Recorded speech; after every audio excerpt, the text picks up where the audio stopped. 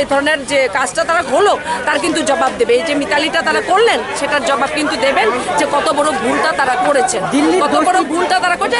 দিল্লির দোস্তি ছিল, ত্রিপুরায় কুস্তি ছিল, এখন দিল্লিও দোস্তি, রাজ্যও দোস্তি, দিল্লিও দোস্তি, রাজ্য দোস্তি। উনি কি বোঝাতে চাইছেন? মানুষ জানেন আরে আপনি তো বরাবরই জিতে এসছেন, বরং এই কেন্দ্রটাও কিন্তু আপনারা প্রথমবারের মতো আমার দেখা রাজনীতিতে আপনারা হেরেছেন আমার মুখ্যমন্ত্রীর কাছে।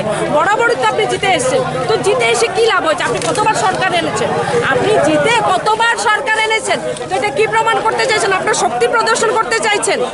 আমি সেটাই বলবো, দেখো আমি বারবার বলছি আমরা আক্রমণটা কোত্থেকে প্রথম হয়েছে, তোমরা গণতন্ত্রের চতুর্থ স্তম্ভ তোমরা জানো, প্রথম আক্রমণ কোন দিক থেকে হয়েছে তোমরা জানো।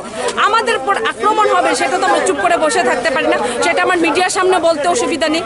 আমার উপর আক্রমণ হবে, আমার ভাই রক্তাক্ত হবে, আমার কর্পোরেটের উপর আক্রমণ হবে, আমরা চুপ করে থাকবো?